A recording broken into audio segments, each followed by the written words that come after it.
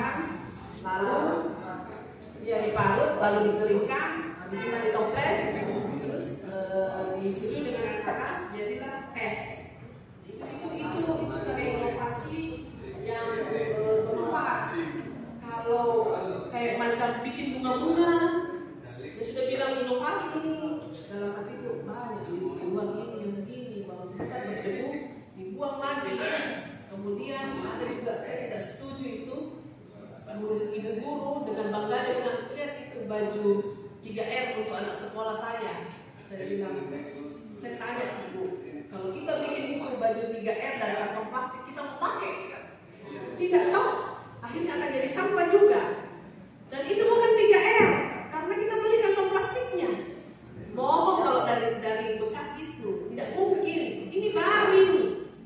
Iya. Karena memang begitu. Jadi digerakkan, nanti ada di teman-temannya rame-rame dicas di situ.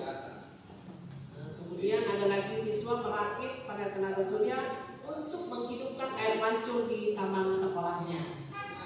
Kita bisa lihat jadi tapi kalau ini kan terlalu mahal ini, tapi kalau Bapak Ibu mau lihat inovasi untuk sekolah banyak di YouTube bisa dicontoh di situ.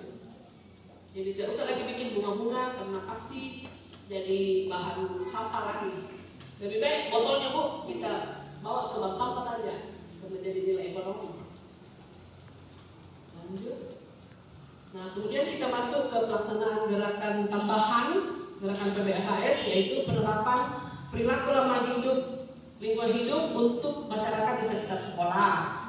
Lalu membentuk jaring kerja komunikasi, membuat kampanye dan publikasi, kemudian membentuk dan memberdayakan kader adiwiyata. Lanjut. Nah, ini kita masuk dulu ke penerapan perilaku ramah lingkungan hidup untuk masyarakat di sekolah. Indikatornya jumlah aksi penerapan perilaku ramah lingkungan hidup untuk masyarakat sekitar sekolah. Kemudian kita bisa mengembangkan kebersihan dan mengembangkan fungsi drainase di lingkungan sekolah, di sekitar sekolah. Kemudian pengelolaan sampah untuk di lingkungan sekitar sekolah. Jadi itu biasanya kita bikin Jumat bersih. Kita bisa mengajak anak-anak untuk kalau umpama ada Pak RT atau Pak Lurah mau bersih-bersih masjid atau bersih-bersih di sekitar sekolah, kita bisa mengajaknya dan itu sudah mengetahui tentang pengelolaan sampah plastik, pengelolaan sampah. Kalau tidak tahu, nanti jenis lingkungan hidup yang akan memberikan penjelasan. Lalu kampanye konservasi energi, kemudian kampanye konservasi air. Nah, ini semua ada nilainya untuk konservasi air tadi dan konservasi energi. Lanjut. Nah, bukti-bukti yang harus dipersiapkan surat undangan tentunya. Kalau Pak Lurah mengajak sekolah yang di dekat wilayah kerjanya bisa mengirim surat sebagai tanda bukti untuk lampiran kita yang akan dikirim ke bagi tim penilai. Kemudian ada dokumentasi foto-fotonya itu dari berbagai sudut pengambilan gambar. Jangan cuma itu melulu, karena saya sering dapatkan itu melulu fotonya. Di lampiran energi, di lampiran konservasi energi begitu juga, di lampiran kebersihan itu juga.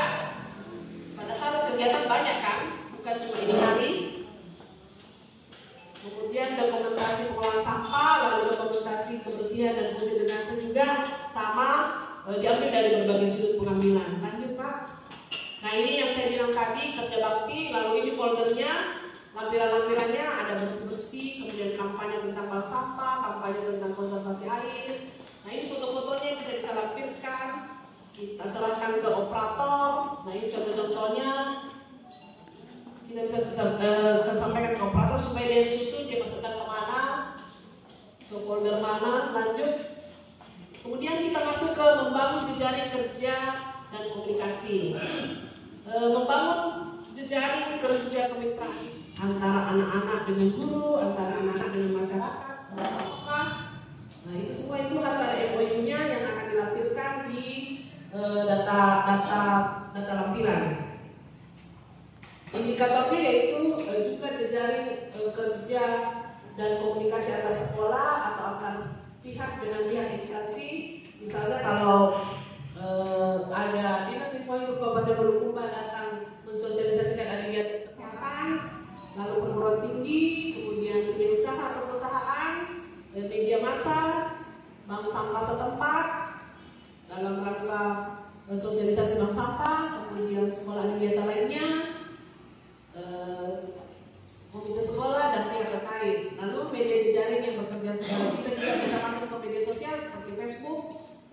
Instagram, tapi tolong yang dokumentasi foto, lalu tautan dari grup jejaring yang ada di media sosial. Nah ini harus dilampirkan untuk masuk di data lampiran. Lanjut Pak Helmi.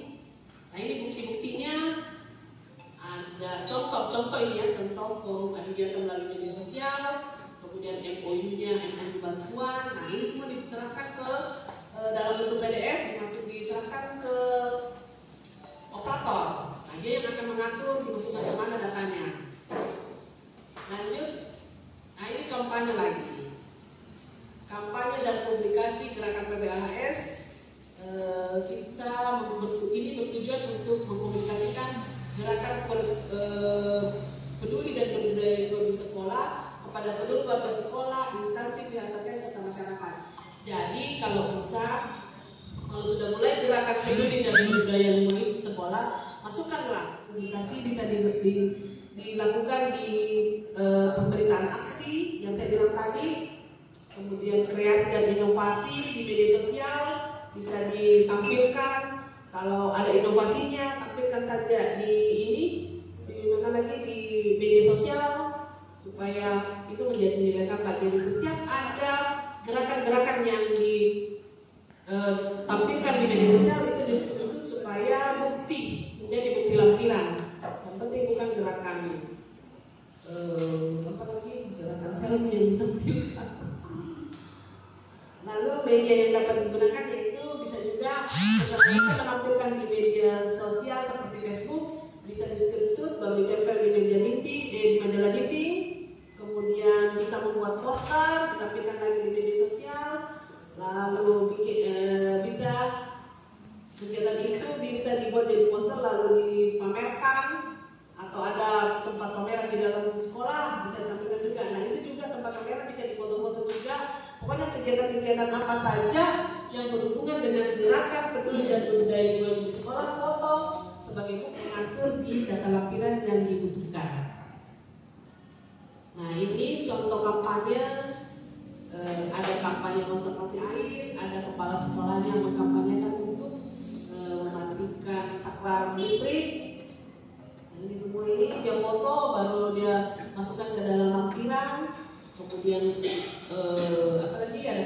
kampanye konservasi air, kemudian kampanye pengolahan sampah dengan warga sekitar, kemudian kampanye pengolahan sampah dengan warga sekitar juga, lalu kampanye konservasi energi.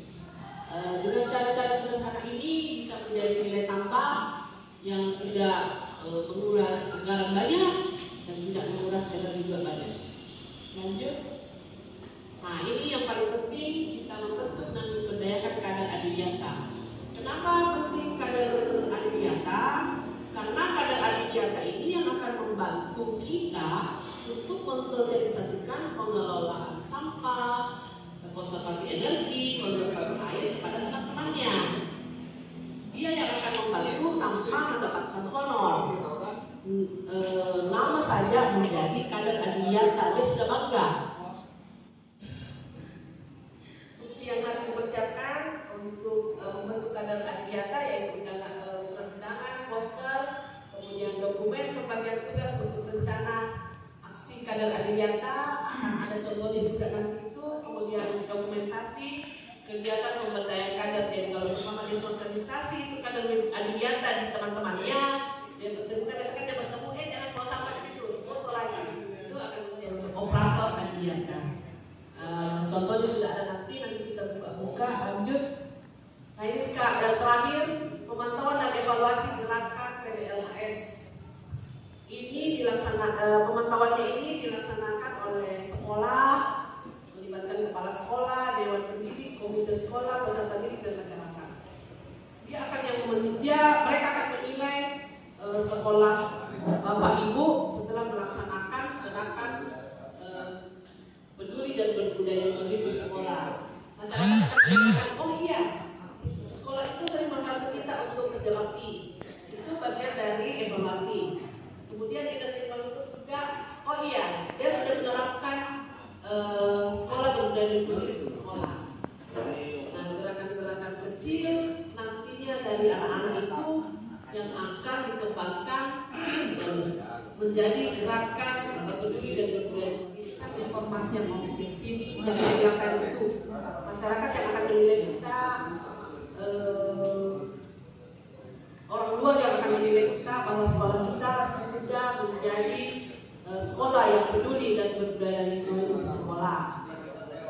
Bukti yang harus dipersiapkan, tabel rencana, kemudian tabel pemantauan evaluasi, sudah ada contohnya di permen dengan plastik atau kresek, baju dari kantong plastik atau kresek, tas dari botol bekas air atau minuman dalam kemasan dan lain-lain.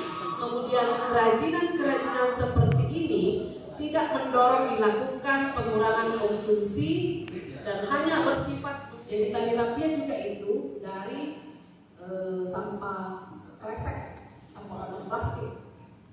Saya masuk di gua, kita kebetulan pemantauan usaha UKM.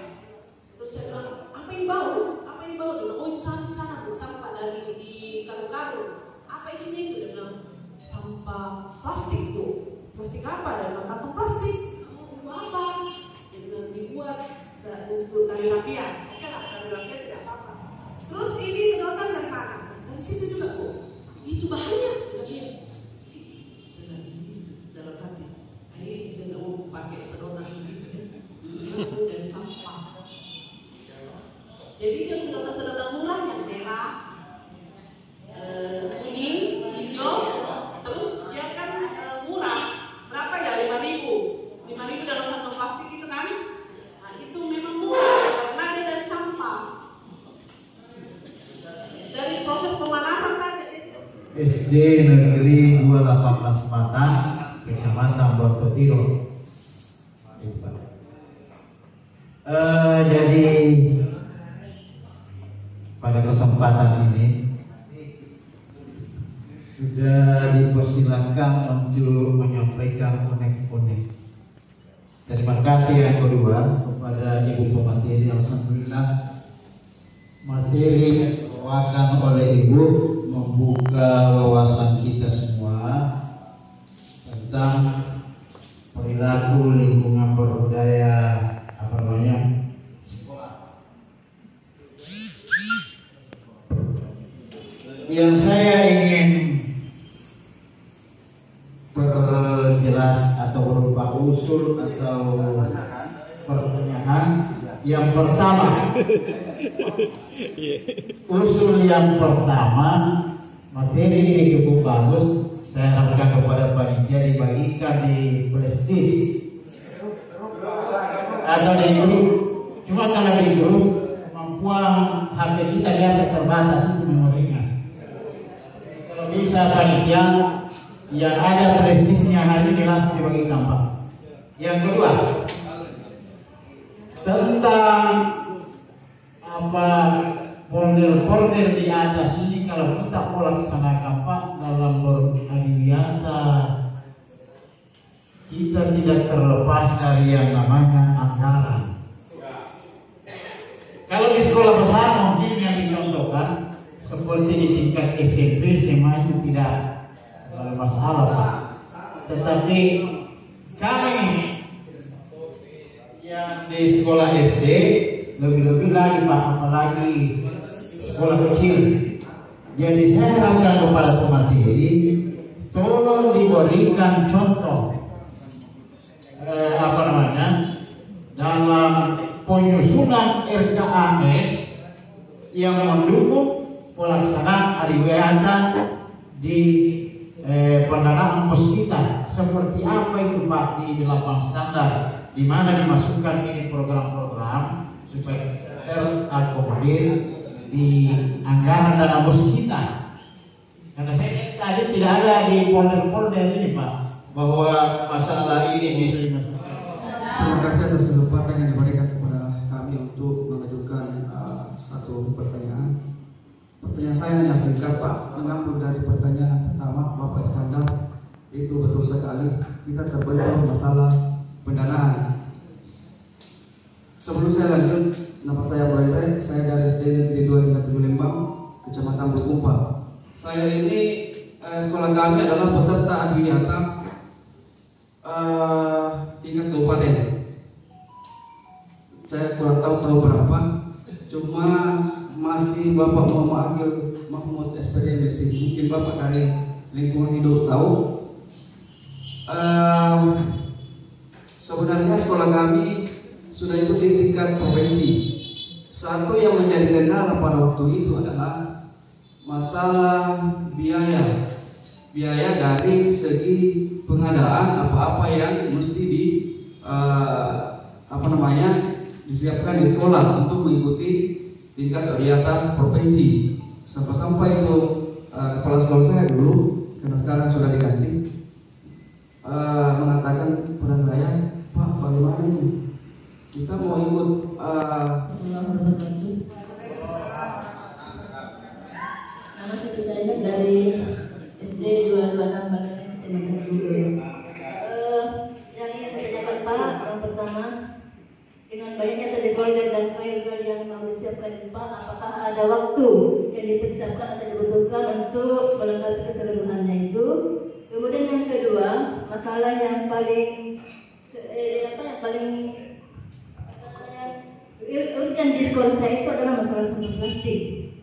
Kalau tadi sudah dijelaskan bahwa itu harus dibuang, ada kegiatan seperti ini membakar sampah plastik. Padahal katanya kalau membakar itu akan menimbulkan racun. Terus kalau mau ditimbun itu membutuhkan waktu ratusan tahun baru bisa hancur. Jadi mungkin ada solusi bagaimana penanganan sampah plastik agar ramah lingkungan. Terima kasih. Assalamualaikum warahmatullahi wabarakatuh. Terima kasih.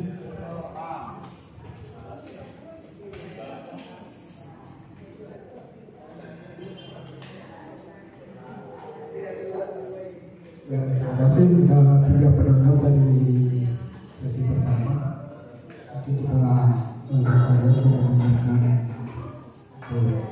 narasumber untuk menjelaskan apa ini. Oke, itu kami silakan. Saya pernah temukan sekolah termiskin di Bitung. Dia miskin. 3 bulan kemudian saya datang lagi. Tapi sebelumnya itu saya arahkan. Kita tidak punya anggaran Bu, begini. Saya coba bikin bank sampah di sekolah. Kalau sudah habis sampah di sekolahmu, suruh bawa itu anak-anak sampah dari rumahnya, bikin bank sampah, jual itu sampah ke pemulung. Akhirnya dengan itu dia bisa biayai sekolahnya, karena dia masuk di pelosok. Jadi dia bikin bank sampah. Sampah plastik itu bernilai ekonomi. Mungkin dengan jalan itu kita bisa tabung untuk kegiatan adiwiata.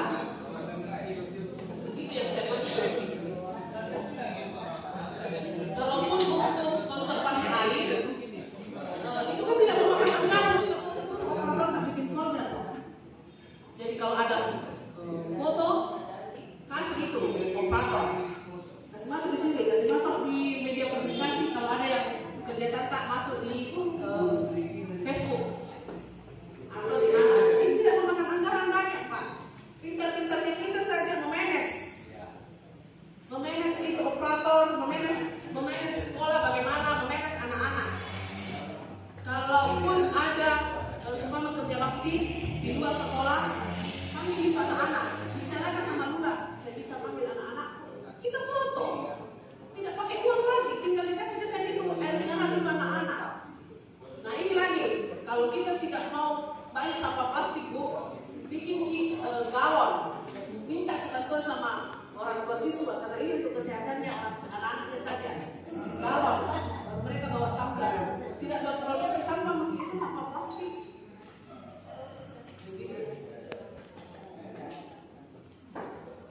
Apa bantuannya orang tua? Apa bantuannya? Kalau saya tuh sebagai orang tua siswa juga, saya suka kasih bantuan. Kadang juga kalau anak saya dulu masih SMA, dulu dia bilang, Bu kita dari persekutuan kan, saya Bu, saya butuh kompos, tunggu besok saya kirimkan. Saya bilang, Bu, apa itu kompos? Dia bilang, untuk tanah masalah sebenarnya kita bisa bikin kompos gitu. Yang pergi cari kompos, komposter yang pakai apa namanya? Pakai komposter yang tabung, nggak usah. Kita taruh saja pakai karung, tutup, baru siram. Kalau kita tidak pakai air tempat, siram dengan air keras. 1 minggu kemudian sudah bisa jadi kompos itu. Tidak makan uang. Kalau kita mau bikin kompos, ambil karung, tutup, baru siram dengan air keras setiap hari, aduk. kita bikinkan lubang saja atau tutup, siram dengan air beras, dia akan berfermentasi. 1 minggu atau 2 minggu kemudian sudah bisa jadi kompos, itu ditaruh di pot. Nah itu jadi lagi, ini masuk di pemeliharaan pohon. Kita bisa foto itu kegiatan, tidak Pak, bukan di kamera besar, bukan di foto. Akan tetapi ada beberapa hal yang bisa dimasukkan sehingga termasuk kegiatan. Saya lihat jobdesk di tahun 2022